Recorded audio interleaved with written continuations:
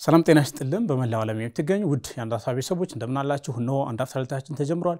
በቅድሚያ ዛሬው አንድ አፍታ ዕለታ የምንመለከታቸውን ዋና ዋና ጉዳዮች እናስቃኛችሁ። አሜሪካ የፌዴራል መንግስቱን ፋኖን እንደዚሁም የኦሮሞ ነጻነት ሰራዊትን በአስቸኳይ ጦርነት እንዳቆሙና ኢትዮጵያን ከእርስ በርስ ጦርነት እንዳወጡ ማስጠንቀቂያ ሰጥታለች። አሜሪካ በአዲስ አበባ ኤምባሲ አምባሳደር ኤርቪን ማሲንጋ በኩል በሰጠችው ማሳሰቢያ የኢትዮጵያ መንግስት በራሱ ዜጎች ላይ የሚያደርገውን የድሮን ጥቃት እንዳቆም፣ ፋኖ እውነታውን ተቀብሎ ወደ ሰላም እንዲመጣ፣ የኦሮሞ ነጻነት ደግሞ የድርድር ሂደቶችን እንዳስቀጥል አሳስባለች። ይህ ምን አንደምታለው የሚለውን ጉዳይ እንመለከታለን። ሁለተኛ ጉዳያችን ደግሞ በጌታቸው ረዳ ይደግፋል ተብሎ የሚነገርለት ሐራ መሬት የተባለው በትግራይ ክልል የሚንቀሳቀሰው የታጠቀ ቡድን ወደ አፋር ዘልቆ እየተደራጀ መሆኑን አፍሪካ ኢንተለጀንስ ዘግቧል። እንግዲህ ይህንን ኃይል ጀነራሎች ጭምር እያደራጁት እንደሆነና በከፍተኛ ፍጥነት ኃይሉን እያሰባሰበ እንደሆነ ተሰምቷል። ይህ ኃይል የሚሰባሰበው ለማን ነው? ቀጣይ አቅጣጫው ወዴት ይሆናል የሚለውን ጉዳይ እንመለከታለን። ሶስተኛ ጉዳያችን ህወሓትና ሻዕቢያ ግንኙነታቸውን በአደባባይ አጠናክረው ቀጥለዋል። የህወሓት ቀንደኛ ሰዎች በተለይም የሚዲያ ሰዎች አስመራ ገብተዋል። አስመራ የገቡት የኤርትራን 34ኛ ዓመት የድል በዓል ላይ ለማክበር እንደዚሁ ደግሞ ግንኙነቱን በአደባባይ ለማጠናከር ነው። በሌላ በኩል ደግሞ የተሰረዘው የህወሓት ስራ አስፈጻሚ ዶክተር አብርሃም ተከስተ ከኤርትራ ጋር ግንኙነት ለማድረግ የማንኛውንም አካል ፍቃድ አንጠይቅም ብለዋል። ይሁን እንጂ በፕሪቶሪያው ሰላም ስምምነት መሰረት ህወሓት የውጭ ግንኙነቶችን ከፌዴራል መንግስት እውቅና ውጭ እንዳያደርግ ውል ፈርሟል። ጀነራል ታደሰ ወረደም 4 ኪሎ የፈረሙት የቃል ኪዳን ሰነድ ይህንኑ ይደነግጋል። ግንኙነቱ ወዴት ያምራል የሚለውን ጉዳይ እንመለከታለን። አብራችሁ እንድትቆዩ በአክብሮት እንጋብዛለን። ደሬና ማንዴ ናችሁ። ሰላም ማሻአላ። መልካም እንግዲህ ዛሬ ያዝናቸው ጉዳዮች 3 ናቸው። የመጀመሪያው ድብሶቻችን እንደነገርናቸው አሜሪካ በአዲስ አበባ ኤምባሲ አምባሳደሯ ኤርቪን ማሲንጋ በኩል ማስጠንቀቂያ ሰጥታለች። ይህ ማስጠንቀቂያ ለመንግስትም ለታጠቁ ኃይሎችም እየተሰጠ ነው። እንግዲህ ከሰጠቻቸው ማስጠንቀቂያዎች መካከል የፌዴራል መንግስቱ በራሱ ዜጎች ላይ የሚያደርገውን የድሮን ጥቃት በአስቸኳይ ማቆም አለበት የሚል ነው። ፋኖ እውነታውን ተቀብሎ ወደ ድርድር መምጣት አለበት የሚል ነው። የኦሮሞ ነጻነት ሰራዊት ደግሞ የተጀመሩ ድርድሮችን ማስቀጠል አለበት የሚል ነው። ኢትዮጵያ በየአመቱ የግጭት አዙሪት ውስጥ መቀጠል የለባትም የሚል ነገር ነው። ደሬ ላንተ ድል ስጥና የአሜሪካ ኤምባሲ በድንገት ይህንን ጠበቅ ያለ ማስጠንቀቂያ ማውጣቱ ምን አንደምታለው? ከዛ ስለ ፌዴራል መንግስቱ ለፋኖም ለኦሮሞ ነጻነት ሰራዊትም በእያንዳንዱ የሰጧቸው ማስጠንቀቂያዎች ምን መልእክት አላቸው? እሺ መርሻ አመሰግናለሁ። ለሶስቱ አካላት ከአሜሪካ ኤምባሲ ያየነው መረጃ ማስጠንቀቂያ ማለት ነው በብዙ መልኩ መተንተን የሚችል ነው። ሎድድ የሆኑ ኮንሴፕቶችም አሉት። ከፋኖ አንጻር ስንጀምር ሪያሊስቲክ የሆነ ወይም ተጨባጭ የሆነና ሰላማዊ የሆኑ አማራጮችን አንግቦ መንቀሳቀስ አለበት የሚል ነገር ነው። ተጨባጭ ማለት ምን ማለት ነው? ሊተገበር የሚችል ግብ መያዝ አለበት ከሚለው ከወሰር ነው። እንግዲህ ከዚህ ቀደም የፋኖ አደረጃጀቶች በተበጣጠሰ ሁኔታ ሆነው ከመንግስት ጋር ያላቸውን ልዩነት የሚፈቱበትን አማራጭ በጣም ልዩ የሆነ ወይም ደግሞ በብዙ መልኩ ሊተነተን የሚችል አቋም ሲያራምዱ አይተናል። አንዳንዱ በ4 ኪሎ መንግስት መቃብር ላይ ነው የምደራደረው የምነጋገረው፣ ሰላማዊ ማዕቀፍ የሚባል ነገር አይታሰብም፣ ብልጽግና እያለ ከብልጽግና ጋር ወንበር ስቦ በሰላማዊ መንገድ ችግርን መፍታት የሚቻል ነገር አይደለም፣ ተምኔታዊ ነው የሚል ሀሳቦችን ወደፊት ያመጡ ነበረ። እንግዲህ ከዚህ አንጻር ከሆነ ይሄኛው መልእክት ተጨባጭ አርጉት ከተባለ በቃ ግማሽ መንገድ መታችሁ ከመንግስት ጋር የምትነጋገሩበትን አውድ መፍታት አለባችሁ ወይም መፍጠር አለባችሁ ከሚል አንጻር አንድ መውሰድ እንችላለን። ሁለተኛ የፋኖ አደረጃጀቶች ከዚህ ቀደም የተበጣጠሰ አደረጃጀት ስለነበራቸው በምን መልኩ ከመንግስት ጋር ይቀራረባሉ የሚለው ነገር ሄዴክ ነበረ ለውጭ ዲፕሎማት። አሁን 2 አደረጃጀቶች አሉ። እነዚህ አደረጃጀቶች ሊተገበር የሚችል አማራጮችን ይዘው መጥቶ ከመንግስት ጋር መነጋገር አለባቸው ከሚለው ማዕቀፍ ብንወስደው ትርጉም የሚሰጥ ይመስለኛል መልእክቱ። አንደኛው ነው። ሁለተኛው ከኦነግ አንጻር እንግዲህ ከዚህ ቀደም ኦነግም ከመንግስት ጋር ለመነጋገር እስከ ታንዛኒያ ድረስ ሄደው ተነጋግረው ችግሮች በሰላም መፍታት ሳይቻል ቀርቶ ጉዳዩ በእንጥልጥል ቀርቷል። ምንም የተፈታ ነገር የለም። ይሄም እንዲገፋበት የሚል ነገር አስቀምጠዋል።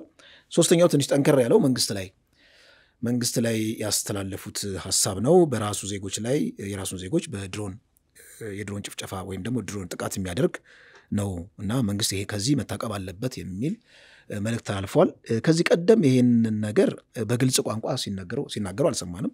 በነገራችን ላይ ቀደም ስለ ፋኖ ስናወራ ፋኖን ፉሊ አድሬስ የማድረግ ሁኔታ ከዚህ ቀደም ኮንቴንሽን አልነበር አለ። ራሱ ፋኖ ብሎ የሚጠራ የሚል ነገር ነውና ፋኖ የሚለውን ቃል በቃል ገልጸዋል። ለምን ይሄን ገለጹት የሚለውም ነገር ራሱ መታየት አለበት። ከዚህ ቀደም ዘሶኮል ካሉ ራሱን የሚጠራው ብለው አሁን ደግሞ ፋኖ የሚለውን ነገር ሪኮግናይዝ አድርገው መጥራታቸው ፖለቲካሊ መታየት ያለበት ይመስለኛል በደንብ። ኢቭን የመንግስት ሚዲያዎች ራሱ የሚጠሩበት የራሳቸው አለ ቋንቋ አለ። እንዲሁም ደግሞ የምክክር ኮሚሽኑ የሚጠራበት የሰላም ካውንስሉ የሚጠራበት በጣም ጉራማይሌ የሆኑ መጠሪያዎች አይተናል። ፋኖች ግን ራሳቸው የሚጠሩበት የራሳቸው ፋኖ ብሎ የሚጠሩበትን ሁኔታ እንደዚህ አድሬስ ሲደረግ በአሜሪካ ኤምባሲ ደረጃ የመጀመሪያ ይመስለኛል። ከዚህ ቀደም አላስተዋልኩም፣ ምናልባት አመልጦኝ ከሆነ ማለት ነው። ሌላው መንግስትን እንግዲህ በዚህ ቋንቋ ግልጽ በሆነ ቋንቋ የድሮን ጥቃት ማድረስ ማቆም አለበት፣ ዜጎቹን ጥቃት ማድረስ አቁሞ በሰላማዊ መንገድ ችግሮች መፍታት አለበት የሚለው መልእክት መጥቷል። ከዚህ መልእክት ይሄ መልእክት መተላለፉ ምን ፖለቲካል ኢምፕሊኬሽን አለው ማለት መንግስት ላይ ምን አይነት ተጽዕኖ ያሳድራል የሚለው ነገር መመልከት አለብን። እንግዲህ ሁለት አይነት አረዳድ አለ። የአሜሪካን የፖለቲካ አቋም ወይም ደግሞ የአሜሪካን የፎረን ፖሊሲ ኦሪየንቴሽን በተመለከተ መልኩ በአሜሪካ የውጭ ጉዳይ ግንኙነት ወይም ደግሞ በአሜሪካ ብሔራዊ ጥቅም በአሜሪካ ብቻ አይደለም በዓለም ላይ በየትኛው መንግስት ብሔራዊ ጥቅም ውስጥ ፈልገን የማናገኘው በመዝገበ ቃላት ውስጥ ፈልገን የማናገኘው ግብረ ገብነት የሚለው ነገር ነው። ግብረ ገብነት የለም ወይም በግብረ ገብነት መለኪያ አንድን ብሔራዊ ጥቅም ወይም የአንድን ሀገር የውጭ ጉዳይ ፖሊሲ አትገመግመው። ያንን ታሳቢ ካደረግን አሜሪካ ቲፒኤልኤፍ ስልጣን ላይ በነበረበት ጊዜ ዜጎቹ ላይ መጠነ ሰፊ ሰቆቃ እያደረሰ እንኳን ጫን ያለ የሆነ ማዕቀብ ወይም ደግሞ ጫን ያለ የሆነ ተጽዕኖ ስታሳድር አላየንም። ለምንድን ነው ያላየነው? በቃ ቲፒኤልኤፍ ስልጣን ላይ በነበረበት ጊዜ ከአሜሪካን ብሔራዊ ጥቅም አንጻር ሲገመገም ያን ያህል አደጋ ስላልፈጠረ ነው። እና አሁንም የድሮን ጥቃት ደረሰ ዜጎች ተገደሉ ብለው በጣም ከሰባዊ መብት ተቆርቆረው ወይም ደግሞ ሰባዊ ነገር ግድ ብሏቸው መግለጫ እንዳወጡ ማሰብ የለብንም። ይሄ በፖለቲካው ካልኩሌሽን አይ ቲንክ ናይቪቲ ነው፣ የዋህነት ነው። ለአሜሪካ ብዙ ዜጎች ብዙ ጽዋን ሲጨፈጨፉ አይተናል። የመን ውስጥ የሚጨፈጨፉትን ሕፃን አይተናል። አፍጋኒስታን ውስጥ፣ ኢራቅ ውስጥ ራሳቸው አሜሪካኖችም ሲጨፈጨፉ አይተናል። እና የዜጎች መገደል መጨፍጨፍ እሷ ለዲኮሬሽን ምናልባት ለኮስሞቲክ ተቀመጠች እንጂ ምናልባት ይሄ መንግስት እነሱ 4 ኪሎ ያለው መንግስት ለአሜሪካን ብሔራዊ ጥቅም አደጋ መስሎ ከታያቸው እቺ ሰባዊ ጉዳይን እንደ ፍለፊት ያመጡና ከዛ መንግስትን አሸማቀው የሚፈልጉትን እርምጃ ለመውሰድ ይጠቀሙበታል። ቢሃይንድ ዘ ከርቴን ነው ማየት ያለብን ነው። እና በሌላ በኩል ደግሞ አሁን አሜሪካኖች ሲጠቀሙ የፎሬን ፖሊሲያቸው አንዱ የሰባዊ መብት ጉዳዮችን አንዱ የፖሊሲያቸው ማስፈጸሚያ ነው የሚያደርጉት። ማለት ዳይሬክትም ቢሆን ኦኬ ይሄን አድርገሃል ይሄን ማድረግ የለብህም የሚለው አንዱ የፖሊሲያቸው እንትን ነው። ምናልባት አንተ እንዳልከው ከጀርባ ያሉ ነገሮች አሉ፣ እሱ የሚካር ሀቅ አይደለም፣ ምንም ጥርጥር የለውም። እሷ ብሔራዊ ጥቅሟን ወይም የምትፈልገውን ነገር ማግኘት እስካስቻላት ድረስ እስከ ጥግ ድረስ ማድረግ እንደምትችል አይተናል። ግን አሁን ኢትዮጵያ ውስጥ ውጊያው ማለት የአዙሪ ጦርነቱ የእርስ በርስ ነው። አምባሳደሩም ሪፈር ያደረጉት በመልእክታቸው ላይ አመታት በሄዱ በመጡ ቁጥር ኢትዮጵያ በግጭት አዙሪት ውስጥ ነው ያለችው። ለህዝብ ቅድሚያ በመስጠት በቃ ማለት አለባችሁ ሁላችሁም ኃይሎች ነው ያሉት። አሁን ግጭትን ከማቆም አንፃር ሁሉም የታጠቁ ኃይሎች መንግስትም ያቆሙ፣ እስከዚያው ድረስ ግን በሰላማዊ ዜጎች ላይ መንግስት ሆነህ የምታደርገውን ጥቃት ማቆም አለብን። አሁን ይሄ የሰብአዊ መብት ተቋማት የኢትዮጵያ ሰብአዊ መብት ኮሚሽን የመንግስታዊ ተቋም ነው። እሱን ጨምሮ ዓለም አቀፍ ሰብአዊ መብት ተቋማት እሱን ተውና ቪክቲሞች ራሳቸው ቤተሰቦቻቸው የሞቱባቸው ሰዎች ሲናገሩ በተለያየ ጊዜ ሪፖርት ተደርጓል። ዜጎች እንግዲህ ሆን ተብሎ የሚሆን አይሁን የዚህ ጥቃት ሰለባ ናቸው። አሜሪካ ብቻ ሳይሆን ማንም ሰብአዊ ፍጡር የሆነ ሁሉ በግጭት አውዱ ሰላማዊ ዜጎች በድሮው የሚሆን በማንኛውም ሁኔታ ሰላማውን የለባቸውም የሚል አቋም ትይዛለህ። አሜሪካ ይህን አቋም ይዛ በመምጣቷ የፌደራል መንግስቱ የያዘው አቋም አለ ቶታሊ የሚቃረን ነገር። የፌደራል መንግስቱ ምንድነው እያለ ያለው? ቶታሊ አንድም ዜጋ በድሮን ጥቃት አልሞተብኝም ነው እያለ ያለው። ሁሉም የሞቱት በድሮን ጥቃት ተዋጊዎች ናቸው፣ ጽንፈኞች ናቸው ወይም አሸባሪዎች ናቸው የሚል ነገር ነው ሲሰጥ የነበረውና ከዚህ አንፃርስ እንዴት ነው የምታየው? እኔ ምን ነው ያልኩት እንዳልከው ዜጎች ንጹሃን ዜጎች በድሮን መጨፍጨፋቸው አሜሪካን ካርዱን የመዘዘችው በምንድነው ሰብአዊ መብት ከሰብአዊ መብት መቆርቆር አንፃር ወይም ደግሞ የኢትዮጵያ ንጹሃን ዜጎች መጨፍጨፋቸው ግድ ብሏት አይደለም ምክንያቱም ግድብ ይላት በጣም በተለያየ ጊዜ ጠንከር ያሉ እርምጃዎችን መውሰድ የምትችልበት አማራጭ አላት እና አሁን ለምን መዘዘች ያንን ነገር የሚለው ነገር ነው ማየት የምፈልገው። ለምንድን ነው የመዘዘችው? እንደዚህ ስንል ማለት ሰብአዊ ምንድነው ንጹሃን ዜጎች አልተገደሉም ወይም ንጹሃን ዜጎች በድሮን አልተገደሉም እያልን አይደለም። አሜሪካ ግን ንጹሃን ዜጎች ተገደሉ ብላ ከዛ በኋላ የምትፈልገው ነገር ምንድነው? መንግስት ስልጣን ላይ ያለው መንግስት የአሜሪካን ሁለንተና የሆነ ብሔራዊ ጥቅም አደጋ ውስጥ በሚወድቅበት ጊዜ በሚጥልበት ጊዜ ከዚህ ቀደም ሲያከናውን የነበረውን መጠነ ሰፊ የሆነ ሰብአዊ ጥሰትን ልክ እንደ ዋነኛ እንደ አርጩሜ ተጠቅማ የምትፈልገው ነገር ምንድነው አፕላይ ማድረግ ትችላለች የሚል ነገር ነው። እንግዲህ አሜሪካው ምን ልታረግ ትችላለች ነው። እኛ እንግዲህ ወደድን ጠላንም ጥገኛ ኢኮኖሚ ያለን በአሜሪካ ላይ የተንጠለጠለ ነው ማለት በእርዳታ ላይ የተንጠለጠለ ነው። IMF ወርልድ ባንክ በተለያዩ ኮንዲሽን የሚያቀርቡልን ገንዘብ አለ። ከዛ በስተጀርባ ደግሞ አሜሪካ አለች እና ሶፍት ፓወሮችን ገንዘብ በመያዝ መንግስት ላይ ጫና በማሳደር የተለያዩ አማራጮችን መጠቀም ትችላለች። ማዕቀብ በመጣል የተለያዩ ነገሮችን መጠቀም ትችላለች። ግን ዞሮ ዞሮ ይሄንን ሪኮግናይዝ ማድረጓ እንደ አውንታይነት መወሰድም አለበት። ማለት ይሄን ዝም ብላ ጥሬውን መንግስት ንጹሃንን በድሮ መጨፍጨፍ የለበትም የሚለው ነገር ሪኮግናይዝ ማድረጓ በአሜሪካ ደረጃ ትልቅ ሀገር ነች። ሪኮግናይዝ ማድረጓ እንደ አውንታይነት መወሰድ አለበት። ነገር ግን አሜሪካ ያንን ነገር ያመጣችው የጽድቅ ስራ ለመስራት ሳይሆን በዛ አማካኝነት የራሷን ካልኩሌት የምታደርገው የናሽናል ኢንተረስት አላት ከሚል አንጻር ነው መውሰድ የምፈልገው ነው። አመሰግናለሁ ዳሪ። አማኑ ወደ አንተ ስመጣ እንግዲህ አሜሪካ ከዚህ ቀደም እንግዲህ ከራሷ የብሔራዊ ጥቅም አንጻር በተለይም ከምስራቅ አፍሪካ ኢትዮጵያም ላይ ብሔራዊ ጥቅሟን ማስፈጸም የምችለው ቀጠናው ሰላም ሲሆን ነው የሚል ግምገማ ስላላት ከዛ አንጻር ግጭቶች እንዲቆሙ ከዛ ሲሻገርም ደግሞ ሌላ ግጭት ሊያስከትሉ የሚችሉ ነገሮች ሲመጡም ታስጠነቅቃለች፣ ማሰቢያ ትሰጣለች፣ ታግባባለች። ለስለስ ያሉ አንዳንዴ ሞቅ ቀዝቀዝ የሚሉ አቋም ነበር የነበራት። አሁን ይሄኛው ትንሽ ጠንከር ያለ ይዘት ነው ያለው ይመስለው። እንግዲህ አክተሮቹን የኮንፍሊክት አክተሮቹን ጠቅሳ በደንብ አሳስባለች። ወደ ሰላም ኑ ነው ያለቻለች። የኢትዮጵያን ኮንቴክስት ደግሞ ታስቀምጠው የግጭት አዙሪት ነው በቃ ማለት አለባችሁ፣ ሁላችሁም ለህዝባችሁ ቅድሚያ መስጠት አለባችሁ ነው ያለቻለችው። እንግዲህ ይሄ ምንም እንኳን ከራሷ ብሔራዊ ጥቅም አንጻር ብታሰላውም እንኳን ለኢትዮጵያ ምንም የሚያጠራጥር ነገር አይደለም። ቅድሚያ ለህዝብና ለሀገር ተሰጥቶ ሁሉም አካል የእርስ በርስ ጦርነቱ ማቆም እንዳለበት ይታመናል። ግን እስካሁን አልሆነም። አሜሪካ እንግዲህ እንዳለመታደል አፍሪካ የሚሆንኛ የውጭ ኃይሎች ግፊት ተጽዕኖ ካልመጣ በራሳችን ፈቃድ ለመነጋገር ግጭቶችን ለማቆም ብዙም እርምጃ ስንሄድ አይታይምና ከዚህ አንጻር የአሜሪካ ያዘችውን አሁን አቋም እንዴት ነው የምታየው? መልካም ምርሽ እንግዲህ አሜሪካ ያውን በኤምባሲ በኩል የወጣው የአሜሪካ መንግስት አቋም ነው።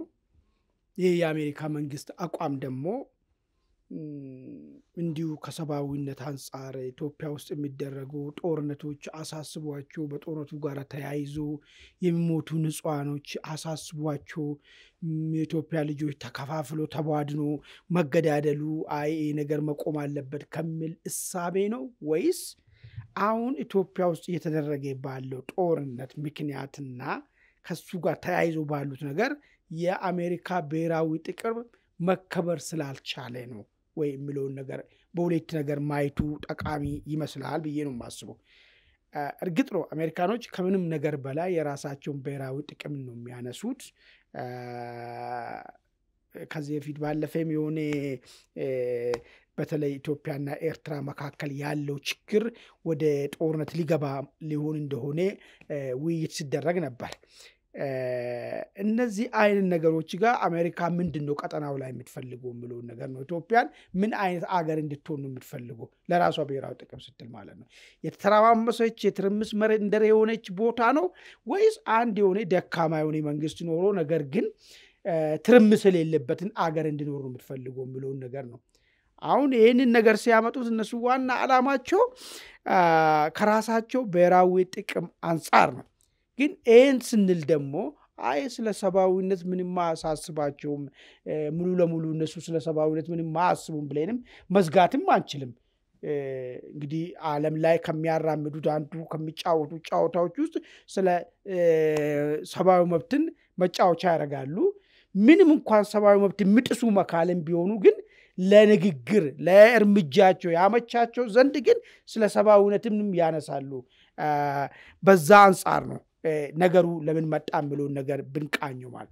ከዛ ውጪ ሐሳቡ ውስጥ ምንድነው ያለው የሚለው ነገር ነው እንግዲህ ያለው ፋኖን ኦላን እንደዚሁም መንግስትን ነው የጠሩት ፋኖን በተመለከተ ምንድነው ያሉት ተጨባጭ እና ሰላማዊ ግብ ያደረገ ለዝግጅት አድርግ ለድርድር ለማድረግ ምንድነው ተጨባጭ ሆነ ማለት ምን ማለት ነው ምለው ነገር ነው አሁን እዚህ ጋር አንድ በደንብ መታየት ያለበት ነገር ፋኖ ከዚህ በፊት እንደሚታወስ ድርድርን በተመለከተ በሚገርም ሁኔታ ዓለም ላይ ተሰምቶ የማይታወቅ አንደራደርም የሚል በይፋ ተሰምቶ አይታወቅም እኔ ብዙ ተጋጋሚ ጊዜ አስቀምጫለሁ even እንኳን ድርድር ቀርቦ የራስን ጥቅም ከፍ አድርጎ ማስቀመጥና ድርድሩ እንዳይሳካ አርጌ ትወጣለ እንጂ ድርድር የሚባል ነገር የለም የሚል ነገር አቋም ያዘ ፖለቲካ ትጥቅ ትግል የሚያካሂድም እንደዚሁም በሰላማዊ ትግል ውስጥ የሚሄድም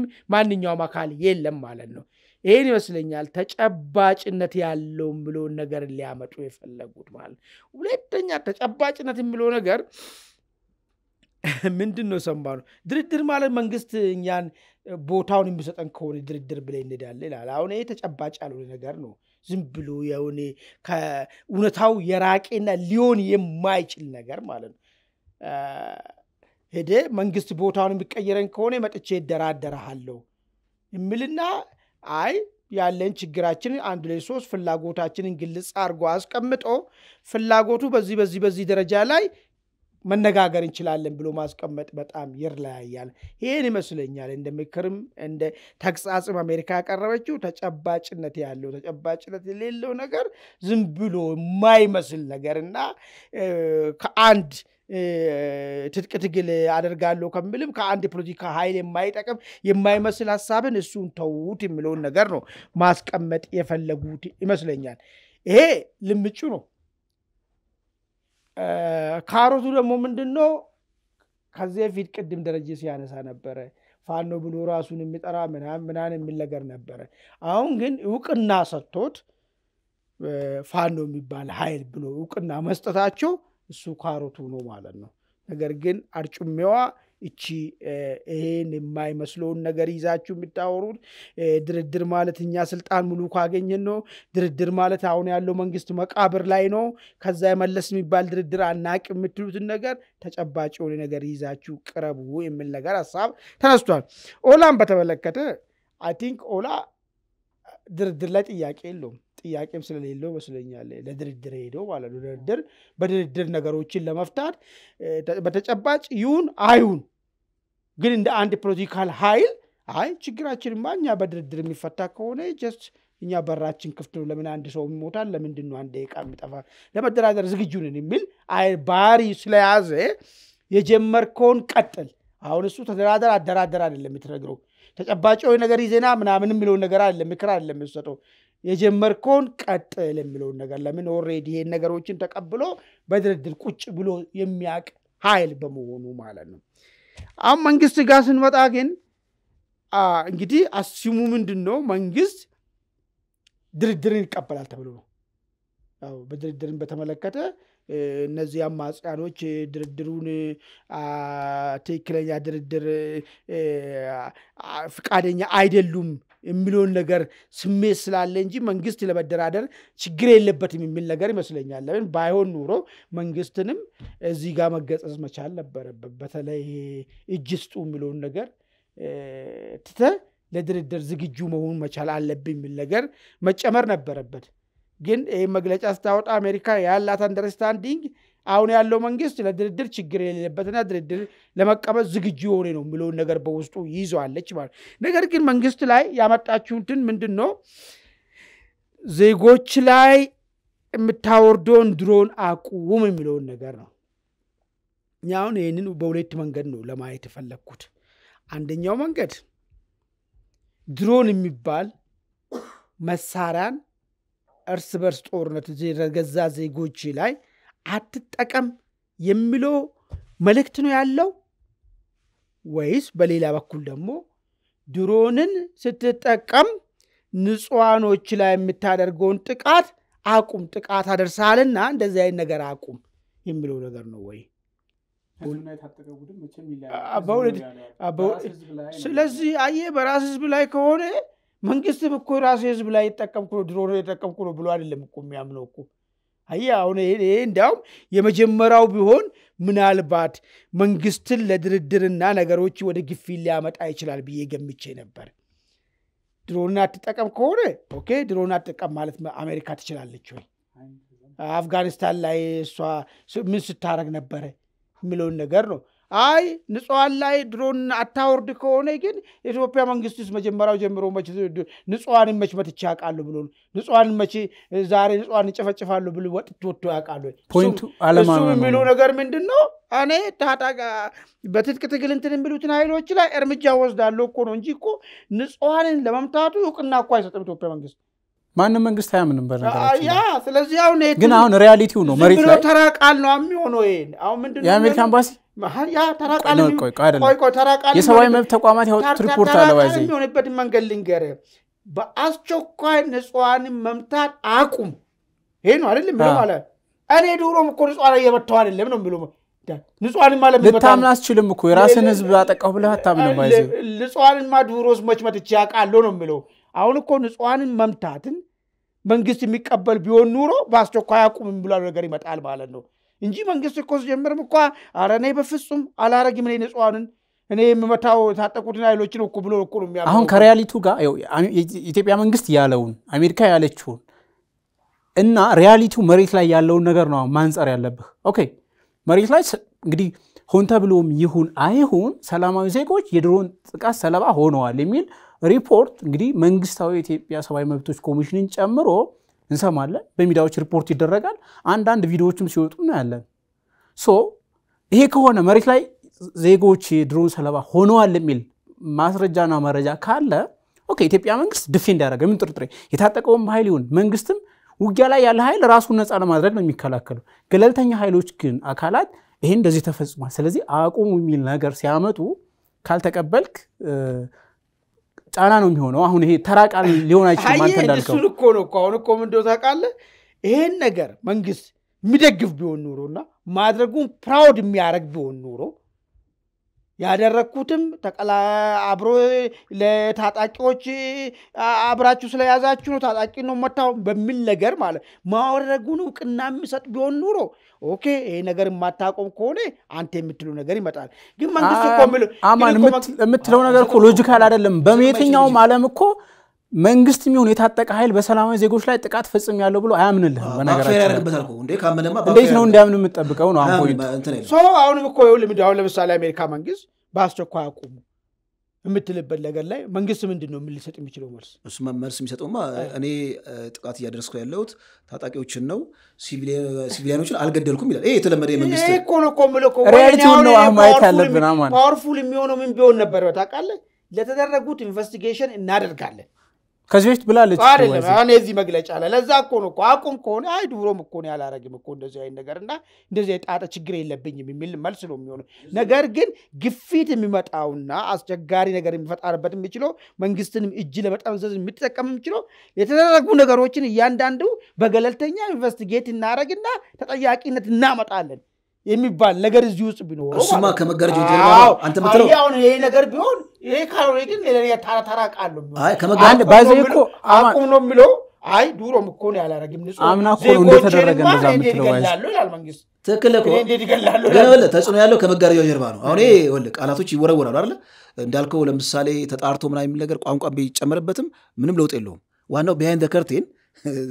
አሜሪካ የምትሄድበት ርቀት ነው ይሄን ለይስሙላ ከሰሳለች ይሄን የይስሙላ የከሰችው ነገር ግን ከመሬት አውርዳ በትክክል የምትሄደው ከመጋረጃው ጀርባ ነው ከመጋረጃው ጀርባ ምን ታደርጋለች ነው ጨዋታው እንጂ አሁን መልእክቱ ላይ አይደለም እኔ መልእክቱ ላይ ምንም እንትን የለኝም ምክንያቱም መንግስትማ አረኮ ላይ አይችልም የትግራይ ጉዳይ ላይ የኢትዮጵያ ሰብአዊ መብት የዩኤን እንትኖች አንድ ላይ ሆኖ ምርመራ አካሂደዋል ተደረገ ለተባለው ነገር ማለት ነው አሁን ይሄ እንደዚህ አይነት እንትን ቢኖሮ ተጠያቂነትም ቀጥሎ መጣበት ነገሮች ይፈጠራሉ እንደዚህ አይነት ነገሮች ላይ ማለት ነው ነገር ግን አቁሙ በአስቸኳይ አቁሙ ንጹሃን ያጨፍጭፉ የሚለው ነገር ላይ ምንም እንኳን አሜሪካ ይሄን ስትል ንጹሃን ተጨፍጭፈዋል የሚል አቋም ያላትም ቢሆንም ማለት ነው መንግስት በኩል እንደ እኔ እኮ ስለ ዜጎቼ ከናንተ በላይ ኮንሰርን አለኝ እኔ ዜጎችን አልጨፈጨፍም ይሄ የማረጉም ነገርም አይደለም ብሎ በቀላል የማለፉ ነገሮች ይፈጠራሉ የሚል ነገር ነው እዚህ ጋር አንደርስታንዲንግ እንግዲህ የግል ኦፒኒየን ነው የሆነው ግን መሬት ላይ ያሉ ሪፖርቶች አሉ መንግስት የሚለው አለ እንግዲህ ታጠቁ ኃይሎችም ሌሎች ዓለም አቀፍ ተቋማትም የሚሉት ነገር አለ እንግዲህ ወደፊት የሚሆነው ነገር ምናየው ነው በተፈጸሙት የሰላማዊ ዜጎች እንግዲህ የቤት ለቤት ግድያም በእስር ላይ ወይም ደግሞ በድሮን ጥቃት ማንኛው መንግስት የሚሆን ታጠቁ ኃይሎች እንግዲህ ወደፊት የሰላማዊ ሁኔታ ከተፈጠረ በምርመራት የተጠያቂነት ሊኖር የሚችልበት እድል ይኖራል ብለን ተስፋ እናደርጋለን በዚህ ወደ ሁለተኛው ጉዳያችን እናምራ ሁለተኛ ጉዳያችን በጌታቸው ረዳ ቡድን ይደገፋል የሚል ጭምጭምታ የሚሰማበት ሐራ መሬት ብሎ ራሱን የሚጠራው የትግራይ ታጣቂ ኃይል ወይም ህዋትን ለመውጋት በትጥቅ እየተደራጀ ያለው ኃይል አፋር ላይ በከፍተኛ ፍጥነት ራሱን እያደራጀ እንደሆነ አፍሪካ ኢንተለጀንስ ዘግቧል እንግዲህ የህዋት ከፍተኛ ወታደራዊ መኮንኖች ጭምር ወደዚህ ኃይል ገብተዋል የሚል ነገር አለ የነጌታቸው ቡድን ደግሞ ከጀርባ ሆኖ እየደገፈው ነው የሚል ነገር እየሰማን ነው ይሄ ኃይል እንግዲህ ተደራጅቶ ወዴት ነው የሚለው ወደ ፌደራል መንግስቱ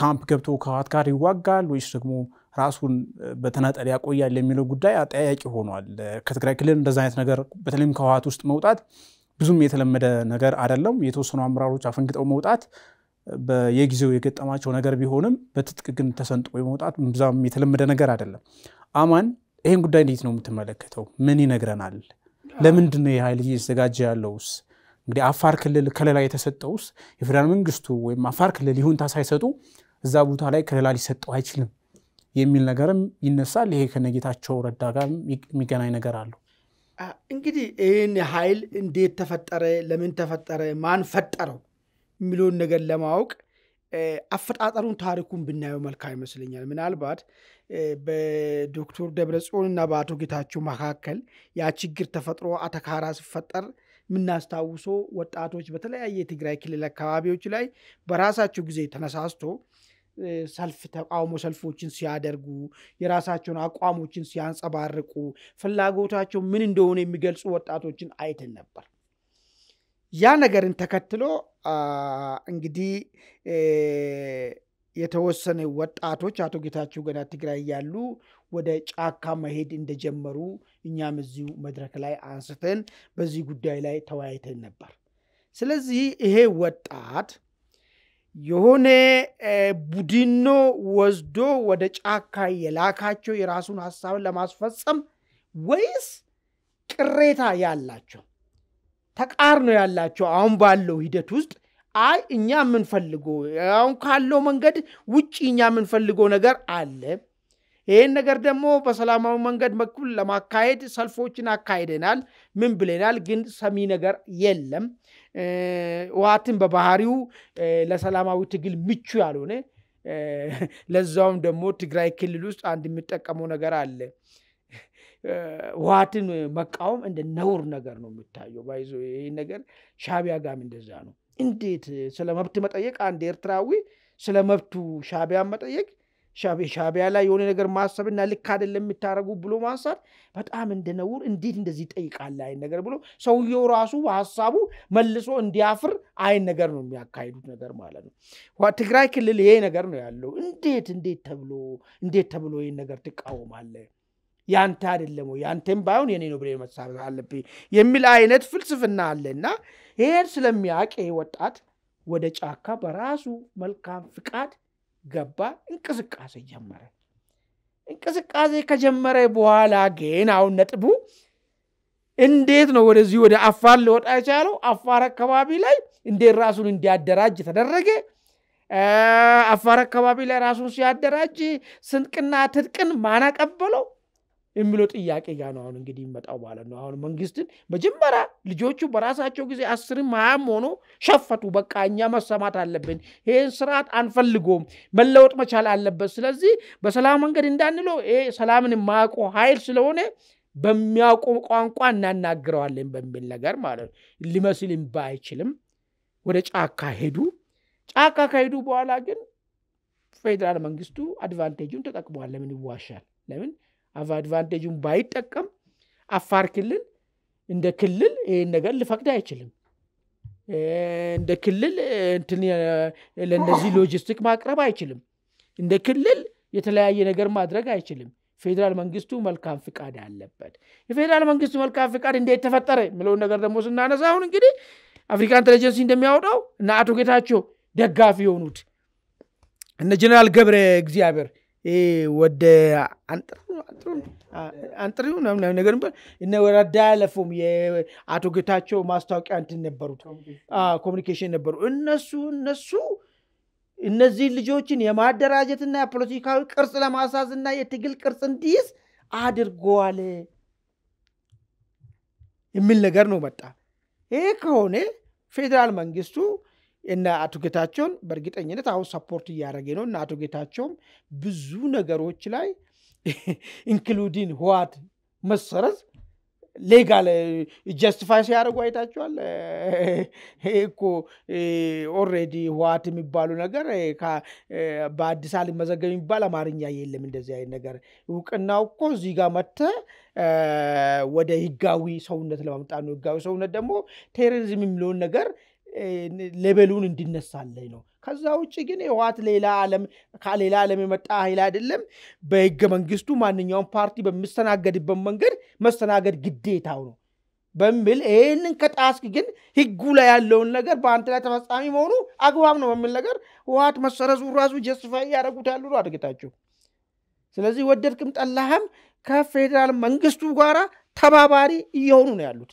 ተባባሪ የሚሆኑ ግን የፌዴራል መንግስት ለመተባበር ብቻ አስቦ አይደለም ለራሳቸው ፍላጎትም ጭምር ነው ይሄን ለማሳካት እንግዲህ አርሚ 50 አዛዥ የነበሩት ጀነራል ገብረ እግዚአብሔር የሚባሉት ቲፒኤልኤፍ ሊኮራ የሚችለው ሊያስቸግር የሚችለው ሁሉ ጊዜ የሚያስቡት ነገር ምንድነው ከፌዴራል መንግስት ጋር ግጭት ውስጥ ከተገባ በኋላ ያኔ የምታስታውሱ ከሆነ ያዘ ፌዴራል መንግስት መቀሌ ግን ቫኪዩም ተፈጠረ ምን አይ ቫኪዩም በትክክለኛነት ክልሉን ሊያስተዳድሩ የሚችሉ የትግራይ ልጆች ቢኖሩ ለፕሮፓጋንዳ አይጋለጥም ነበር ፌዴራል መንግስቱ ራሱ ማለት ነው የሆነ የወራሪ እንደተመጣ ተደርጎ ሊቀመጥ አይችልም ነበር አሁን ግን የቲፒኤልኤፍ ጉዳይ የሚያልቅ ከሆነ ፖለቲካ ብቻ አይደለም ፖለቲከኛ ብቻ አይደለም ቦታው መብላታል ጸጥታውን የሚያስከብርም አካልም ያስፈልጋል እነዚህ ኃይሎች እሱን ለሱ ቅድመ ዝግጅት እያደረጉ ያሉ ይመስለኛል ይሄ ዳግም ተመሳሳይ ስህተት እንዳይመጣ ክልሉ መተዳደር ካለበት በራሳቸው ልጆች ክልሉ የጸጥታ ጉዳይ መጠበቅ ካለበት በትግራይ ልጆች ናቸው መሆን ያለበት ማለት ነው ለሱ ዝግጁና ያን ቦታ ሊሞሉ የሚችሉ ይመስለኛል እንጂ አፋር ላይ ተደራጅቶ የነ ዶክተር ደብረጽዮን ወታደር ዶ ወቅቶ ነፃ ወጥቶ ምናምን እሱ የሚመስል ጆክ ቀልድ ነገር ነው መስሎ እሱ ነገር ግን የጸጥታውን ክንፉን ሊያሟሉ እንዲችሉ ቦታውን ክፍተት እንዳይፈጠር እሱ ነገር ለማሟላት ሲባል እየተዘጋጁ ያሉ ኃይሎች ይመስሉኛል ማለት ነው አንዳንድ ሰዎች ግን ይሄን ነገር ምንድነው ትግራይን ከትግራይ ጋር ለማዋጋ እነዚህ ሰዎች እኮ ጥያቄ ያላቸው ናቸው እኮ ለምንድነው እነዚህ ሰዎች ጥያቄ ስለምን ይካዳል ሰልፍስ ወጡ አላየንም እንዴ በቃን እናንተ ሽማግሌዎች ወደ ስልጣን ለማመለስኛ የትግራይ ልጆች ስንት ማለቅ አለበት ስለነበሩ ልጆች ናቸው እኮ እነዚህ ልጆች እኮ ልክ የሆነ ሌላ ሰንበዲ ትግራይን በትግራይ ለማዋጋት አስቦ ወስዶ ጫካ አስቀምጧቸው ጫካ ውስጥ አንከባክቦ ሄዶ እንደዚህ ማይንድ እኮ የለም እኮ የሰው ልጅ ካላመነበት አንድ ሴት አንድ ጥይት አንድ እንትን አይመዝም አምኖበት ነው እነዚህ ሰዎች መወገድ መቻል አለባቸው የሚለው አቋም ማለት ነው ደሬ ባንተ በኩልስ አሁን የነጌታቸው ረዳ ክንፍ ኦልሬዲ ከመቀሌ ሙሉ በሙሉ ተባሯል እንግዲህ አዲስ አበባ ነው ከተሞ ያለው በዛ በኩል የታጠቁ ኃይሎችን በተወሰነ መልኩ ማደራጀታቸው እንግዲህ ጌታቸውን ከሰሞኑ በቀለም ጠይቅ ሰጡ እንደሰማናቸው መጥፋት አለበት ይሄ የጥፋት ቡድን ነው ወንጀለኛ ቡድን ነው ማን የሚል በራሳቸው ፓርቲ ላይ እንግዲህ ሞትን አውጀዋል ምስክርነት ሰጥተዋል ልንለው እንችላለን ኋት ደግሞ ከፖለቲካ ፓርቲነት ተሰርዟል ነገር ግን እኔን ከፓርቲነት መሰረዝ አደጋ ያመጣል ምናምን የሚለው ነገር እንዳለ ሆኖ እነዚህ ኃይሎች አሁን እዚህ ጋር የተፈጠሩት ነጌታቸውም ይደግፏቸው ፌደራል መንግስቱም ይደግፏቸው ህዋት ላይ ነው እናምጻለን ህዋትን በኃይል እናንበረክካለን ነው የሚሉ ያሉት ሲሉ ምን ሰማቸው ያን የማድረግ አቅም ይኖራቸዋል ወይ እንዴት ነው የምታየው እሺ እንግዲህ ከትግራይ ውስጥ ወጥቶ አፋር ክልል ታጣቂ መደራጀቱ ምናልባት ከዚህ ቀደምኛ የምናውቀው የፕሮክሲ ዋር ሲባል ሁለት ሉዓላዊ ሀገሮች እርስ በርስ የጠላትነት ስሜት ውስጥ ሲገቡ ያንዱን ሀገር አማጺ አንደኛው ይደግፋል የሚል ነገር ነው ይሄ በሀገር ውስጥ ፕሮክሲ ዋር ለመጀመሪያ ጊዜ ይመስለኛል እንደዛ ከሆነ ማለት ነው። ነገር ግን ይሄ አንድ የሚያሳየው በሀገር ውስጥ ቅርጹ የተለያየ ሊሆን ይችላል እንጂ እኛ ሀገር ውስጥ አለ በደንብ በሀገር ውስጥ ፕሮክሲ ዋር በደንብ አለ። ስለዚህ ቲፒኤልኤፍ ወደ ትግራይ ዲፋክቶ ስቴት ነች። ይችን ስቴት ከዛ ጋር ያለን ባላንጣነት ስሜት በታጣቂዎች ፍላጎታችንን ለማንጸባረቅ የምንሄድበት ርቀት ልክ ከሉዓላዊ ሀገር ጋር ያለን ግጭት ለመፍታት የምንሄድበት ጋር ይመሳሰላል ማለት ነው። እንደዛ ከሆነ ማለት ነው አሁን በዚህ ኮንቴክስት ከሄድን ዞሮ ግን ለምንድን ነው ከትግራይ ወጥቶ አፋር ውስጥ ማደራጀት የተፈለገው? ይሄ አንደኛው የሚያሳየን ምንድን ነው በትግራይ ውስጥ መዋቅራዊ ጥንካሬ የለውም የነጌታቸው ረዳ ቡድን። ምክንያቱም መዋቅራዊ ጥንካሬ ቢኖር ኖሮ ልክ እንደ አማራ ክልል እንዳለው አድማ ብተና ሚሊሻ ርዝራዞችን እዛ በማጠናከር እዛው ፋይት እንዲያደርጉ እዛው ሬዚስታንስ እንዲፈጥሩ ማድረግ ይቻል ነበር። አሁን ግን ከዛ ውስጥ የወጡ አፋር ክልል ማደራጀት መቻል ማለት የነደብረጽዮን ቡድን እንደተባለው በደንብ የኃይል ሚዛኑን ይወሰድና የሚያፈናፍን ነው ብለን እንድንደመደም ያደርገናል። አንዴ ነው። ሁለተኛው እኔ በዚህ መንገድ ቅድም ማማንም በደንብ በግሩም ሁኔታ ገልጾታል። በዚህ መንገድ ቲፒኤልኤፍን መውጋት የሚቻል አይመስለኝም። ከዚህ ይልቅ ምናልባት ትንሽ ብልጭ ብሎ ያየው ነገር ይሄ ራያ አካባቢ ደቡብ ትግራይ አካባቢ ህዝባዊ እምቢተኝነት ተጀምሮ ነበረ። ዲስኦቢዲየንስ ሲቪል ዲስኦቢዲየንስ እሷ ብልጭ ብላ ድርግም አለች። እሱ ሲቪል ዲስኦቢዲየንስን በደንብ በትግራይ ደረጃ አቀጣጥሎ በነ ደብረጽዮን ቡድን ላይ ጫና ማሳደርና የተፈለገውን ግብ ማሳካት ይቻላል የሚለው ነገር እሱ ተጨባጭ ይመስለኛል። ነገር ግን ሀራ መሬት የሚሉት እንቅስቃሴ እያለ ያለው ህወሓትን በሰላማዊ መንገድ ማሸነፍ ወይም ደግሞ በሀሳብ በላይነት መገዳደር አይቻልም፣ ስለዚህ በኃይል አማራጭ ነው እያሉ ያሉት። አሁን አንተ ያልከው ራያ አካባቢ ባህል ከተማ መቀሌ ላይ ምኩ ወጣቶች ተቃውሞ ሲያነሱበት ነበር። ግን እነዛም በኃይል ፍና አድርጓቸዋል። ስለዚህ በኃይል አማራጭ ካልሆነ ቲፒኤልኤፍን አይቻልም የሚል ነገር አለ። ሪሊ አሁን አንተ ያልከው ሐሳብ ራሱ መሬት ላይ መተግበር ይችላል። አሁን ራያ አካባቢ የተወሰነ እንቅስቃሴ ያደርጉ ተመልክተናል። ግን እስከየት ይሄዳል የሚለው ነገር እሱም አጠያቂ ነው። መዋቅሩም ጥሩ ነው። ለነ ደብረጽዮን ሳይሆን ለነ ጌታቸው ረዳ የሚደግፈው የደቡብ ትግራዩ እሱም በደንብ ማኒፕሌት ማድረግ ያስፈልጋል። ግን ዞሮ ግን እነዚህ ታጣቂዎች እንደተባለው እንደሄደው ስልጣን ላይ ጉብ ለማድረግ ብቻ ሳይሆን የሚፈጠረውን ክፍተት እንግዲህ መንግስት መጠነ ሰፊ ኦፕሬሽን አስቧል ትግራይ ላይ የቲፒኤልኤፍን ቁመና ገምግሞ መጠነ ሰፊ የሆነ ኦፕሬሽን ካሰበ እነዚህን አፋር አካባቢ የሚደራጁትን ከፊት ለፊት አድርጎ የኦፕሬሽኑ ሊደር አድርጎ መንግስት በተወሰነ በሎጂስቲክም እየደገፈ ህወሓትን ለመውጋት አስቧል ብለህ ትጠይቃለህ። በጣም በመጠነ ሰፊ ድጋፍ በሜካናይዝድ በመደገፍ ወይ በተለያዩ አማራጮች በመደገፍ እነዚህን ኃይሎች በፊት ለፊት አመጥቶ መቀሌን ከተቆጣጠረ በኋላ ትግራይ ላይ የተለየ የፖለቲካ አሳለፍ የኃይል አሳለፍ እንዲኖር ያሰበ ይመስላል። ጉዳዩ በጣም ሲሪየስ እንደሆነ የሚያሳየው እኚህ ሰውዬ ቅድም የተጠቀሱት ገብረ እግዚአብሔር ማለት ጀነራል ገብረ እግዚአብሔር የተባሉት እሳቸው እንግዲህ የጌታቸው ረዳ ላይ ቮት ያደረጉ የጸጥታ ክፍል ነበሩ። ከዛ ውስጥ በልዩነት የወጡ ሰው ናቸው እኚህ ሰውዬ። ከበፊትም ጀምሮ እንግዲህ የቲዲኤፍ የተባለውን አደረጃጀት በደንብ ሲሰልሉና በደንብ የሚያውቁት ነገር ነው። እንደ እጅ መዳፋቸው ያውቁታል የቲዲኤፍን አደረጃጀት። እኚህ ሰው ቢትሪ አድርገው የኃይል አማራጭ መጠቀማቸው አይ ቲንክ ቲዲኤፍ ላይ ወይም ደግሞ የትግራይ የህወሓት ምንድነው የህወሓት ቲዲኤፍ ማለት ስለሚከብደኝ ነው የህወሓት ታጣቂ አንጃ ወይም የታጣቂ ቡድን ከፍተኛ ህመም ውስጥ እንደገባ ነው የሚያሳየው። ማለት ከራሱ ትልቅ ሰው ተከፍሎ ኃይል ማደራጀቱ ማለት ነው። ዞሮ መንግስት ያው የተለያዩ አማራጭ ፕሮክሲ ዋር የሚለው ነገር ተጠቅሞ ቲፒኤልኤፍ ላይ የራሱን አማራጭ እየተጠቀመ ይመስለኛል። ባጭሩ ይሄን ብል ይችላል። መልካም ወደ ቤተሰቦቻችን ወደ መጨረሻውና ሶስተኛ ጉዳያችን አልፋለን። ሶስተኛ ጉዳያችን እንግዲህ ሻዕቢያና ህወሓት እንግዲህ ጥምረት መፍጠራቸውን በአደባባይ እየገለጡ ነው የሚገኙት። የህወሓት ሰዎች እንግዲህ ከመቀሌ አስመራ ከዚህ ቀደም አንድ አክቲቪስት ሄዶ ከአወል ሰይድ ጋር ተገናኝቷል የሚለው ነገር በአደባባይ መነጋገሪያ መሆኑ ይታወሳል። አሁን ደግሞ ስታሊን የሚባለው የህወሓት የሚዲያ ክንፍ አስመራ ገብቶ ከዚያም በኢትዮጵያ ኤርትራ ድንበር አካባቢ ሲንቀሳቀስ የሚያሳይ ምስል ራሱ አሰራይቷል። ከወደ መቀሌ ደግሞ ከሰሞኑ ከህጋዊ የፖለቲካ ፓርቲነት የተሰረዘው ወይም ህጋዊ ሰውነቱን ያጣው ህወሓት አመራሮች መካከል አንዱ የሆኑት አብርሃም ተከስተ ከኤርትራ ጋር ማናቸውንም ግንኙነት ለማድረግ ከየትኛውም አካል ፍቃድ መጠየቅ አይገባንም ወይም ደግሞ አያስፈልገንም ብለዋል።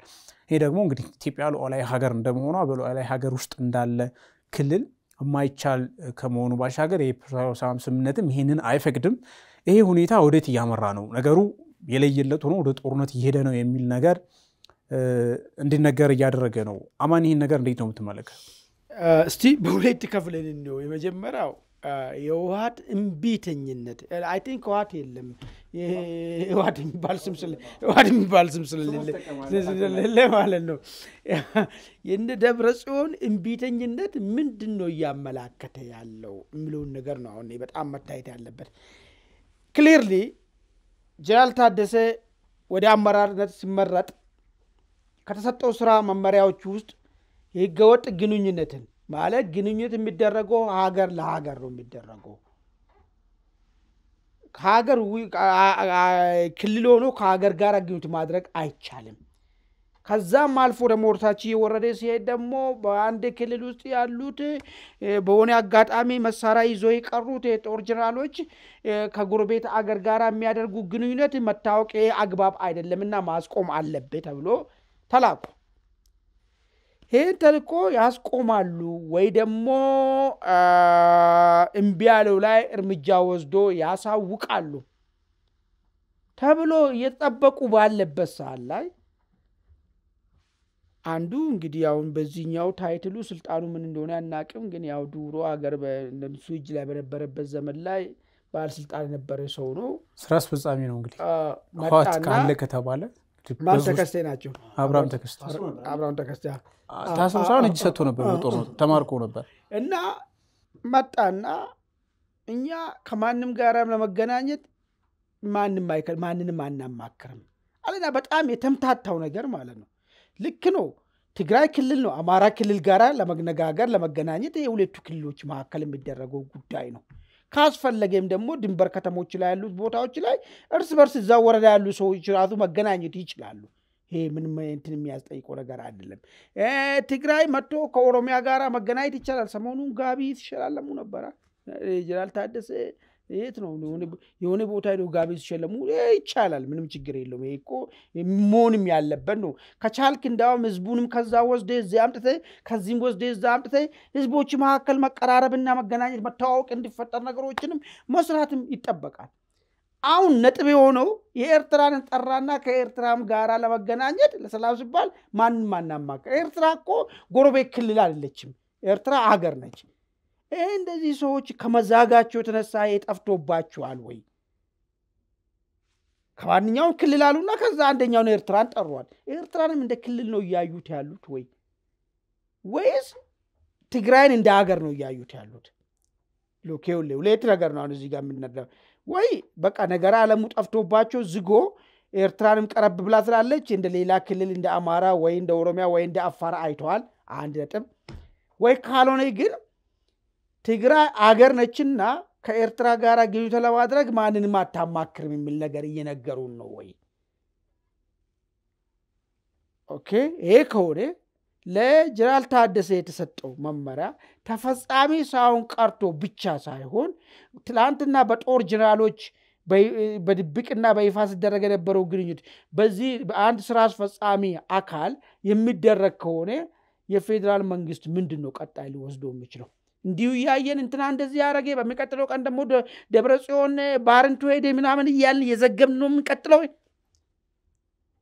ከዛ በሚቀጥለው ሳምንት ደግሞ የኤርትራ 53ኛ መጥቶ ሽሬ ጋር ሰፈረ ምናምን እያልን የዘገብን ነው የምንቆየው ወይስ እርምጃ ይወሰዳል? ምንድነው ፌዴራል መንግስት የሚያደርገው የሚለው ነገር ነው መታወቅ ያለበት ነገር ማለት ነው። ክሊርሊ ጀነራል ታደሰ ከተሰጠው ሚሽን ውስጥ ፌል አድርጓል፣ መስራት አይፈልግም ወይ ደግሞ በዚህ ጉዳይ ላይ ሪዘርቬሽን አለው ማለት ነው። አንድ ይሄን ጉዳይ እንያዘው። ይሄ በእንዲህ እንዳለ ደግሞ ሰሞኑን እንግዲህ የኤርትራ ነፃነት አይ ቲንክ በ16 ነው መሰለኝ በእኛ 16 መሰለኝ። እንግዲህ አሁን አንዳንድ ጭምጭምታዎችም እንደምንሰማ ከሆነ እውነት ከሆነ ስለ ግንኙነቱ እዛ ላይ የሚወራል ተብሎ ነው የሚጠበቅ ያለው። ሰውየው በእንደዚህ አይነት ኦኬዥን ላይ ነው አንድ አዲስ ነገሮችን የሚያወራው ነገር ማለት ነው። ትላንትና ጄኖሳይደር ነው ስለነበረው ጨፍጭፈዋል፣ የአክሱም ላይ እንደዚህ ፈጸሙ ብሎ ስንቴ እንትን ስለነበረው ዋናው ባይዞ የአክሱም እንትኑ የሚያወራው ነበረው የማን ነው የሚሉት እንጂ ስታሊን ነው። ስታሊን እንግዲህ አሁን አስመራ ነው ያለው። የሚገርም ነገር ኮምፖስታቶ ቆሞ ፎቶ ስነሳየ ነው እዛ ሆነ አብሮ ምናምን ጨፍራየ ነው የሚገርም ነገር ማለት ነው። ይሄ አይነት ነገር ምንድነው ኢምፕሊኬሽኑ? ልክ ችግር የለውም መሄድ ይችላል።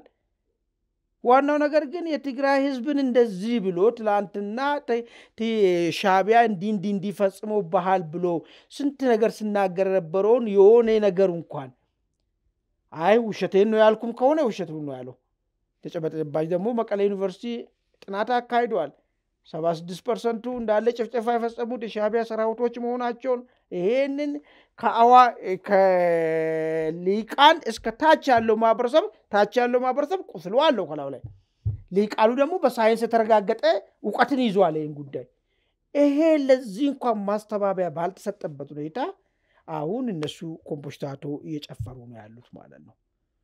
ይሄ እዚህ ጋር ስታሊን እና እንትና ጋር ነው የሚቆመው ወይስ ልክ ባለፈ እንዳለው የባረንቱ ውይይታቸው ላይ የተሰነው ውይይታችን ላይ ምንድነው ያስቀመጡት? እንደዚህ በእንትን ደረጃ ያሉትን በአክቲቪስቶች ታዋቂ ሰዎችን በማምጣት ምናምን ነገር ከዛ ቀስ ብለን ወደ ህዝብ ለህዝብ እናወርድና በኋላ አብረን ዘመቻውን ስንጀምር ግር አይሎም የሚል አፍ ተልኮ ወጣ መረጃ ነበር። እዛ ራሳቸው የተገናኙ ጊዜ የሚያወሩ ጅራ ወታደሮች እኮ ተስማምቷል እኮ። አይ መጀመሪያ ከአወል ሸሪጋ የተገናኙ አክቲቪስት እኮ ተናግሯል። ባይዘው እኮ በጣም ማይነር እኮ ነው እኮ እና አክቲቪስቶች ብሏል። ከሱ በላይ እኮ አይ ነው አሁን አንተ ያልከው ነገር አገባኝ። ወታደሮቹ ጨርሷል እኮ። አሁን እነሱ የጨነቃቸው እንዴት ነው? እንዴት አድርገን አደባባይ እናውጣና ህዝብ ለህዝቡን እንዴት እናርጉ? ለምን ቅሬታ አለው? አክሱም ያሉ ሴቶች እኮ ያውቃሉ እኮ ሻዕቢያ ሰራዊት ተፈጸመባቸው። መቀሌ ያሉ ሴቶች እኮ ያውቃሉ እኮ ሻዕቢያ ሰራዊት እኮ ያደረገ። ይሄንን ከአይምሮ ውስጥ ለመንቀል እንዴት እናርግ ሲባል በቃ ቆዩ አሁን ያን ነገር እንዳይመጣብን ችግር የለውም በአክቲቪስቶች ህዝብ ለህዝብ የሆነ ነገር እናደርግና ከዛ ዘፋኝ እያመጣን እናስጨፍርና ከዛ ቀስ እያልን በኋላ እነግረዋችኋለን የሚል ነገር ነው ያለው። እንዳው ችግር የለውም ማድረግ ይችላሉ።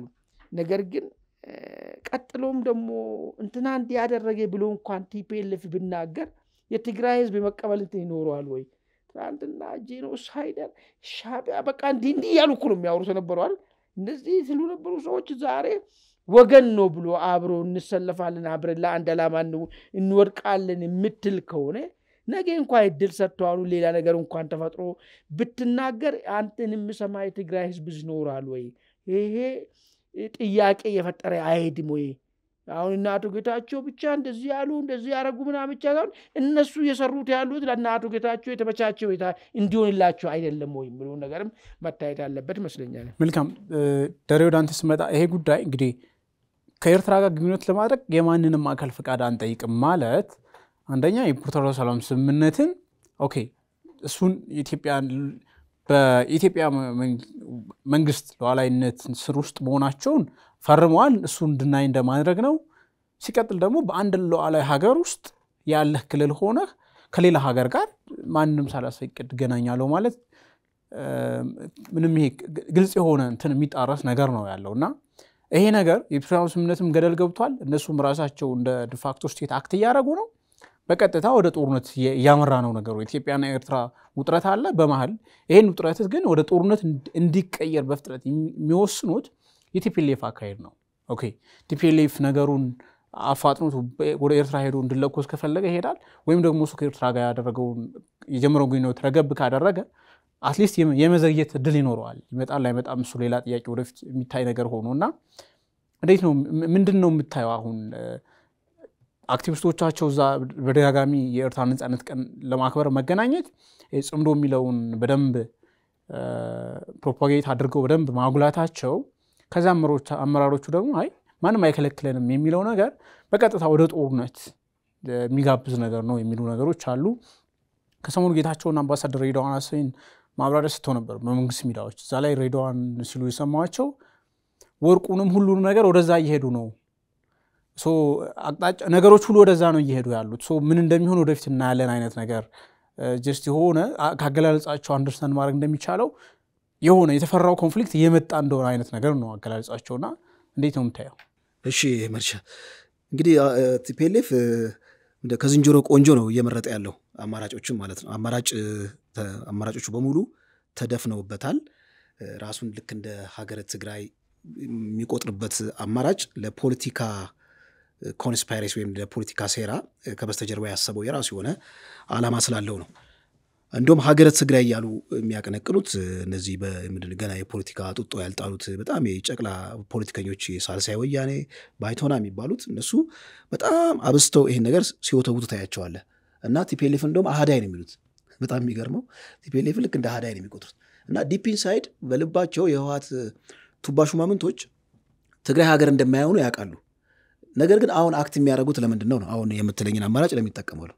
በልባቸው ያውቃሉ ትግራይ ሀገር የምትውልበት ምንም አይነት አማራጭ እንደሌለ፣ አማራጭ የለም ጭራሽ ድፍን ነው አማራጩ። ከብዙ ከታሪክ አንጻር አጠቃላይ ከክልሉ ቁመና አንጻር ከፖለቲካው አንጻር በብዙ መልኩ ሲተነተን ትግራይ ሀገር የምትሆንበት አማራጭ ዝግ ነው። ነገር ግን እነዚህ ቅድም ያልኩ ዝም ብሎ ፖለቲካን በብስለት የማያውቁት እንደዚህም እዛም ውርውር የሚሉ አክቲቪስቶች እነሱ ሀገረ ትግራይ ያሉ አደባባዩን ሲሞሉት ታያለ። ነገር ግን ቲፒኤልኤፍ ግን ለምንድን ነው እንደ ሀገረ ትግራይ አክት ማድረግ የፈለገው? ሁለት ነገሮችን ማስቀመጥ ይቻላል። አንደኛ ከፌዴራል መንግስቱ ጋር የገባበት እሰጥ አገባ ቅርቃሮስ ከቶታል። ፓርቲው እንደ ፓርቲው ተሰርዟል። በመሆኑም ከመንግስት ጋር ያለውን የፖለቲካ ሽኩቻ ልክ እንደ ተጽዕኖ ማሳደሪያ የሚጠቀምባቸው ሁለት ስትራቴጂዎች አሉ። አንድ የመጀመሪያው ስትራቴጂ በትርክት ደረጃ ወይም ደግሞ በፖለቲካ ዲስኩር ደረጃ ትግራይ ራሷን የቻለች ሉዓላዊ ክልል ወይም ሀገር እንደሆነች የሚያሳብቁ ሐሳቦችን በየሚዲያዎቻቸው ልክ እንደ ፕሮፓጋንዳ ሲጠቀሙ ታያለ። ይሄ አንደኛው ዲስፕሌይ የሚያደርጉበት ልክ ፖስቸራቸውን የሚያሳዩበት ነው። መንግስት ላይ የፖለቲካ ቁማር ለመቆመር ወይም ደግሞ ሌላው የፖለቲካ ላይ የሚቆምሩበት ቁማር ነው። አንደኛ ይሄ ነው በትርክት ደረጃ። ሁለተኛ ደግሞ ስጋ እንዲለብስ መሬት ላይ ከኤሪትራ ጋር ግንኙነት መፍጠር ነው። ግንኙነቱ እንደውም እዚህ ላይ ሲናገሩ ዶክተር አብርሃም ተከስተ ምን ብለዋል? ኖርማላይዜሽን ከኤርትራ ጋር ያለን የኖርማላይዜሽን ፕሮሰስ መጀመር አለበት። ይሄ ማለት ምን ነው? ህዝብ ለህዝብ ማለት ነው። ኖርማላይዜሽን በአክቲቪስቶች መካከል፣ በኪነ ጥበብ ባለሙያዎች መካከል፣ በጋዜጠኞች በተለያየ መልኩ ህዝብ ለህዝብ ግንኙነት ከፈጠርክ በኋላ ግንኙነቱ ወደ ኖርማል ወይም ወደ ቀድሞ ደረጃ እንዲመለስ ማድረግ ማለት ነው። እና ይሄ መጀመር አለበት የሚል ነገር አስቀምጠዋል። በመሆኑም የመጀመሪያው ዲስፕሌይ የሚያደርጉት በቃላት ደረጃ ከመንግስት ጋር ያላቸው ሽኩቻ ልክ እንደ ሀገረ ትግራይ አክት ማድረግ ነው። ሁለተኛ ፕራክቲካሊ ከኤርትራ ጋር ያለውን ግንኙነት ማሳለጥ። ይሄ ደግሞ በምን ተጀምሯል? ከዚህ ቀደም ሄለን የምትባለው ዘፋኝ እዚህ ባድማ አካባቢ መታ ዳንኪራ ስትመታ ነበር፣ አይተናል። በአደባባይ ግንኙነታቸውን አይተናል። አሁን ደግሞ አክቲቪስቶቻቸው ሁለት ናቸው መሰለኝ ደግሞ አክቲቪስቶቹ ወደ አስመራ ሄደው አቅንተው የአደባባይ ፎቶ ወይም ደግሞ የተለያዩ ድርጊቶችን ሲፈጽሙ አይተናል። ይህ ዝም ብሎ ስሜት መግለጫ ብቻ ሳይሆን ፖለቲካሊ በደንብ የታሰበበት ነው። ይህ ልጅ ስታሊን የተባለው የቲፒኤልኤፍ አፍ ነው ወይም ደግሞ አንደበት ነው። በውጭ ሀገር የዲጂታል ክንፉ መሪ ፕሮፓጋንዲስት ነው። ይህ ወደ አስመራ ሄደ ማለት ግንኙነቱ ዝም ብሎ አይደለም ማለት እና ይህን ዲስፕሌይ የሚያደርጉት ይህን ፖስቸር የሚያሳዩት ከፌዴራል መንግስቱ ጋር ያላቸውን ሽኩቻ ፕራክቲካሊ ብዙ ርቀት ሄደን ግንኙነት እንደምንፈጥርና ማንኛውንም አማራጭ መጠቀም እንችላለን የሚል ነገር ነው የሚያሳዩት። እንግዲህ ለኤርትራ ነጻነት የሚል ነገር ነው የዳቦ ስሙ። በእርግጥ ኤርትራ ነጻ ነች ወይ የሚለው ነገር እሱ ሌላ አጀንዳ ነው። ያው ኮንቴንሽን አለው።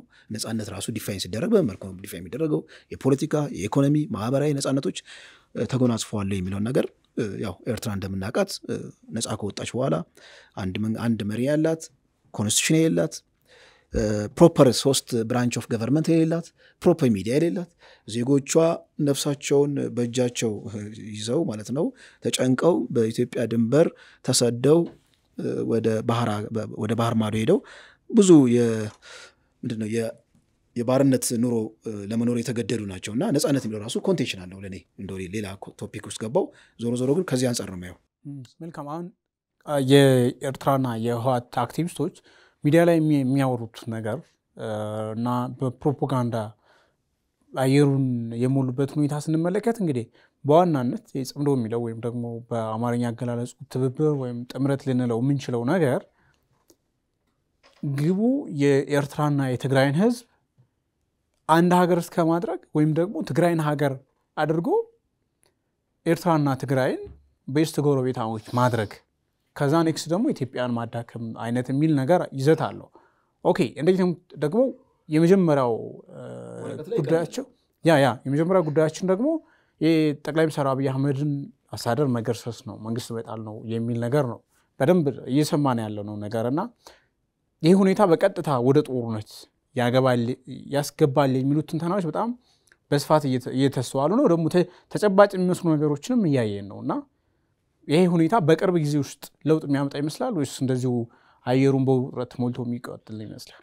አንደኛው ስትመለከተው ለብሽሽቅም ይመስላል፣ የብሽሽቅ ፖለቲካም ይመስላል ቲፒኤልኤፎች እያደረጉ ያሉት። ለምሳሌ ስታሊን ሄዶ ዳንኪራ ሲመታ ስታየው ከኤርትራ ጋር ግንኙነት እንፈጥራለን ማን ነው የሚከለክለን? የብሽሽቅ ፖለቲካም ይመስላል። ፕራክቲካሊ ደግሞ መሬት ላይ ደግሞ አንዳንድ ነገሮች ምልክት ያለ። ለምሳሌ የኢትዮጵያ መንግስት ቅድም ያለው አፋር አካባቢ ያንን ኃይል ማደራጀቱ ለማይቀለው ጦርነት ራሱን እያዘጋጀም ይመስላል። እና ጦርነቱ በብዙ መልኩ ፕሪዲክተብል አይደለም። ለእኛም ቅርብ ላሉትም የመንግስት ኃይሎችም ሲናገሩ ስትመለከተው በአንድምታ ነው እንጂ ጉዳዩ የሚነግሩት ቀጥታ ጦርነት እንገባለን የሚለው ነገር ሲናገሩ ሰምተን አናውቅም። እና በሁለት እንትን እንመልከተው። የብሽሽቁ ሂደት ገደቡን አልፎ ወደ ግጭት ካመራ መንግስት እንግዲህ ያስቀመጠው የተጠባባቂ ኃይል አፋር ውስጥ ያለው በእሱ አማካኝነት ቲፒኤልኤፍን አታክ ማድረግና ያው እንግዲህ ኤርትራዎች ቀጥታ ፉል ስኬል ዋር ከኢትዮጵያ ጋር የሚገቡ አይመስለኝም ከሎጂስቲክ ሰፖርት ወይም ደግሞ ኮሪደር ከመሆኑ ባለፈ ማለት ነው። እንደውም ዋዜማ ላይ የወጣው መረጃ ምንድን የሚለው ኢትዮጵያ ውስጥ ያለውን ኢንተርናል ዲቪዥን ካፒታላይዝ ማድረግ ነው እንጂ የታጠቁት መሳሪያም ራሱ የድሮ የሶቪየት ህብረት ያረጀ መሳሪያ ምናምን የታጠቁት እና ሚሊተሪ ቁመናቸው ያን ያህል የሚያሰጋም አይደለም የሻዕቢያ። መልካም አማን፣ በአንተ በኩል እንዴት ነው የምታየው? በአጭር ጊዜ ውስጥ ይሄ ነገር ወደ ጦርነት ይፈነዳል ወይስ ደግሞ እንደዚሁ ይቀጥላል? እሱም መተንበይ ከባድ ነገር ነው። ምንድነው አንድ የሚያግባባው ነገር ግን ኤርትራ ባለችው ቁመና ቀጥታ ወደ ጦርነት ለመግባት ፍላጎት የላትም። ለምን የሆነ መረጃ ያወጣው ነገር ላይ ምንድነው ትልቁ እነሱ ሁለት ሀሳብ ነው ያላቸው። ሁለት ግንባር አንደኛው ራሳቸውን ያው በወታደራዊ ወደ ድንበር አካባቢ ጦራቸውን ማስጠጋት፣ ጦሮች ሽማግሌዎቹን ሰብስቦ ወደ ካምፕ መመለስ ምናምን እንደዚህ አይነት ነገሮችን ዝግጅት እያደረጉ እንደሆነ ግልጽ ነው። ነገር ግን እነሱ የሚፈልጉት አገር ቤት ውስጥ ያሉትን እነዚህ አማጽያንን የሚያግዟቸው እነሱን አግዞ እነሱ መንግስትን ቀጥታ ወደ ኤርትራ የሚያይበትን አቅም እንዲያጣ ማድረግ ነው ትልቁ ዓላማቸው ማለት ነው እንጂ ቀጥታ ወደ ጦርነት ለመግባት ሪስኪው ከብዳል። ለምን ቢያሸንፉ 50-50 ነው የሚሆነው ማለት ነው። ቢያሸንፉ እዚህ ምስለኔ ሊያስቀምጡ ነው ለሻዕቢያ የሚታዘዝ የሆነ መንግስትን መሰረታለን የሚል ሐሳብ ነው። ግን ከተሸነፉ ደግሞ ሻዕቢያ የሚባል ታሪክ የሚሆንበት ሁኔታ ይመጣል። ሻዕቢያ ብቻ ታሪክ ሆኖ የሚቆም ነገርም ላይሆን ይችላል። አናውቅም ምን አይነት ነገሮች ከዛ በኋላ ሊፈጠሩ የሚችሉበት ሁኔታ። ውህደት ጥያቄ የሚጠይቅ ቡድን ሊነሳ ይችላል። ብዙ ነገር ነው ያለውና የሚያጡት ነገር ከሚያገኙት የከፋ ነገር እንደሆነ ስለሚያውቁ እዛው ዝም ብሎ ነገሩን አለመረጋጋትን አገር ቤት ውስጥ ለመፍጠር መሞከር ነው እንጂ ሐሳባቸው ቀጥታ ወደ ጦርነት እንኳን ሊገቡ የሚችሉበት ነገር በጣም ጠባብ ይመስለኛል። አመሰግናለሁ ሐማድ። ወደ ቤተሰቦቻችን የዛሬውን አንድ አፍታ ታያችን ዘላቂ ቆይተናል። ስለተከታተላችሁ እናመሰግናለን። በቀጣይ በሌላ ርዕስ ጉዳይ እስከምንገናኝ ጤና ይስጥልን።